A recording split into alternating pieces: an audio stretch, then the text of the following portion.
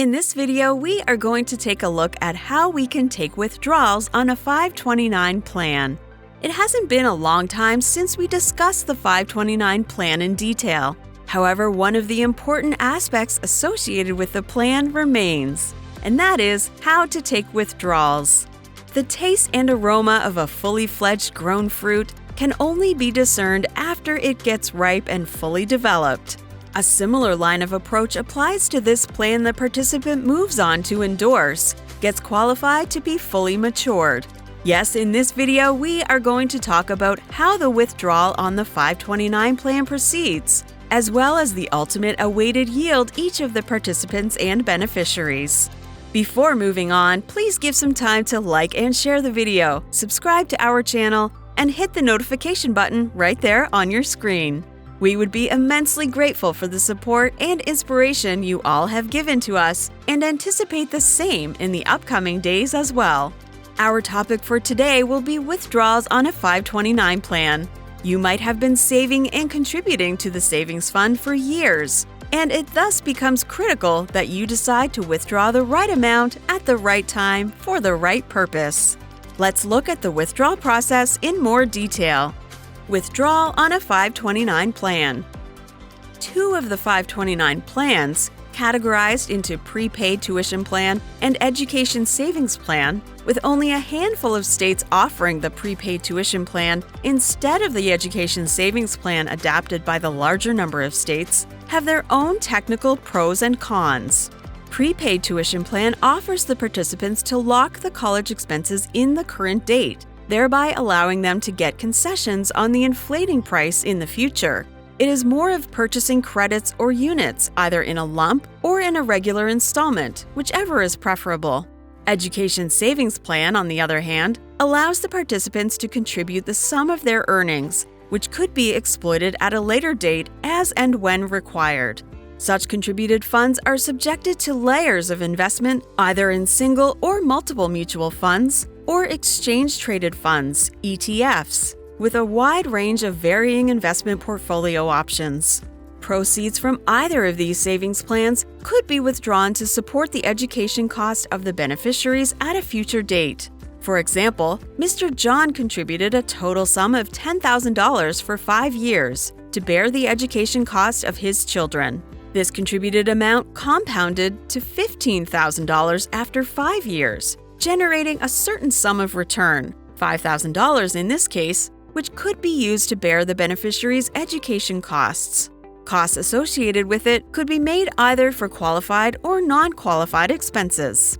Withdrawals made for the qualified higher education expenses, as provided by Section 529 of Internal Revenue Services, IRS, and used at eligible educational institutions, are completely tax-free from the federal income tax, and to some extent may be exempt from the state income tax as well. Who wants to be raveled by the intricate tax system when you have the moral and legal right to abstain from it?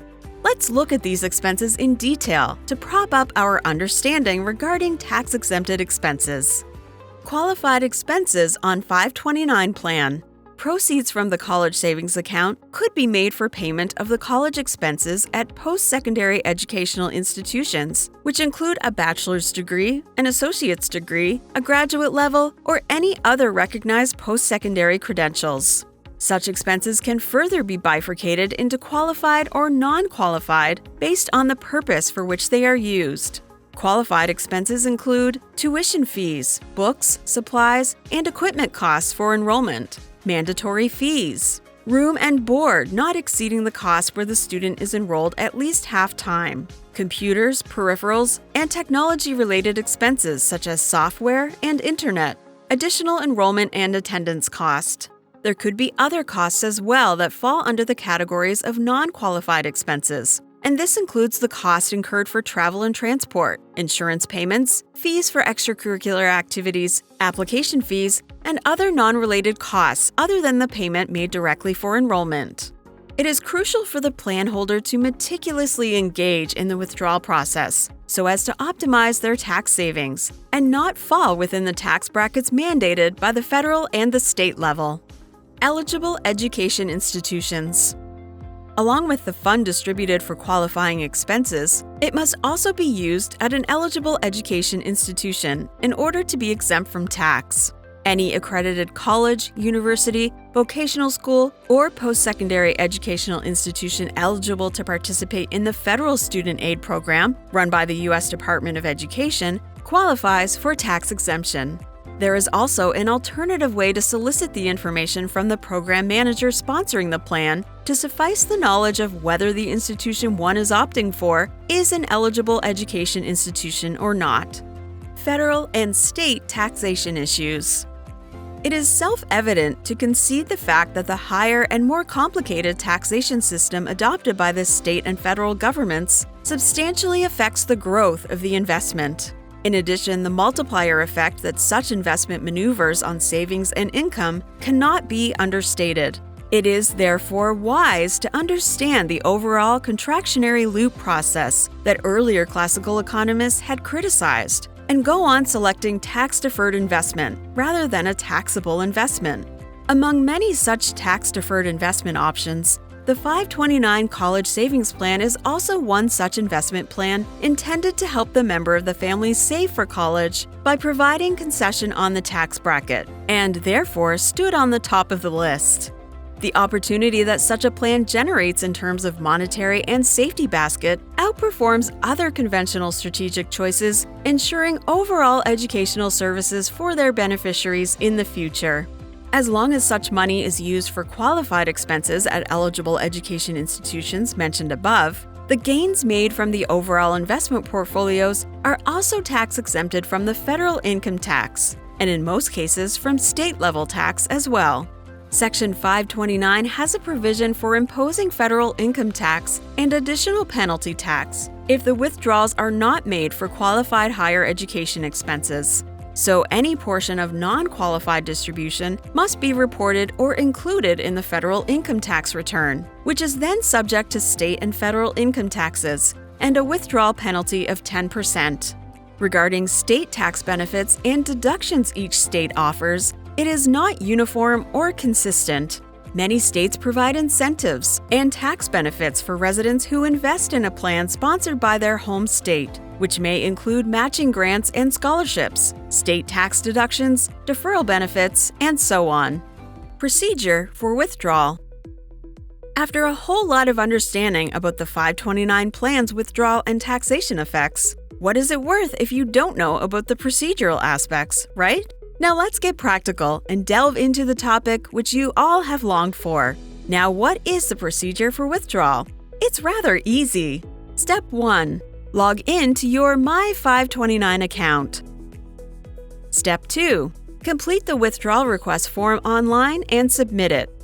The withdrawal form will generally ask for more information, such as the account owner's name, social security number, name of the plan and account number, beneficiary's name and social security number, and phone number. The account owner will have the option of partial withdrawal or total withdrawal all at once, with the details of the investment portfolios they wish to withdraw. No worries if there are any leftovers, as the account owner will have multiple choices for the leftover funds in the account. The funds could be transferred in the name of another beneficiary without any tax implications, who will then use it for education purposes. It could be left as it is for continuing future graduate courses or other sorts of education, or left for their grandchildren. Another wise decision would be to settle the student's loan or liquidate the account, thereby paying for income taxes and penalty taxes of 10%. What happens in the case of a death? What will happen to the 529 savings account and contributed fund if either the owner or beneficiary passes away? It is an often asked question. The details might differ from state to state, but most states have the following provisions. Like in the case of other accounts, the administration of the accounts will be handed over to the successor, if the successor is mentioned, and the funds are transferred to the designated person. The plan manager will ensure the name of the successor and beneficiary are written accurately while opening up the account. Therefore, it becomes critical for you to name the beneficiary and the successor of the account to make sure that in the event of the death of the owner, the funds are transferred to the designated person. In case the name of the successor is not mentioned, the law will look for the last will and testament of the deceased in order to determine the fate of the fund. In the case where the person has died without a will, the provision varies from state to state. The spouse could be the beneficiary of half of the assets, the rest equally divided among the children. If the beneficiary of the account passed away, the account owner has the authority to name a new beneficiary, or the account owner might prefer to make a withdrawal from the account. In this case, the earning portions will be subject to taxation. Other things to consider. Other simple things that you may be obsessed with may include: when is the right time to make a withdrawal from the 529 plan? The thing to remember is that these plans do not have any withdrawal deadlines, and the fund can be untouched for an indefinite period.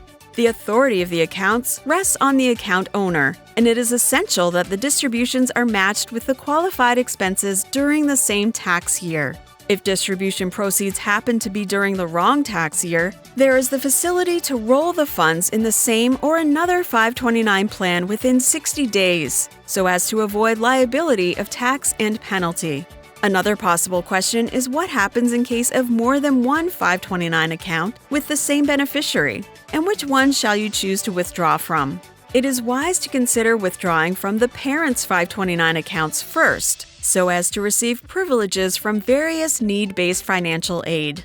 Given the investment aspect and Social Security aspect of the beneficiary, the 529 savings plan falls short of any shortcomings. Investment portfolio options offered by the state, which typically vary between program managers based on the risk profile, time horizon, etc., provide the perfect concoction to materialize and capitalize the assets so as to utilize them in optimum capacity.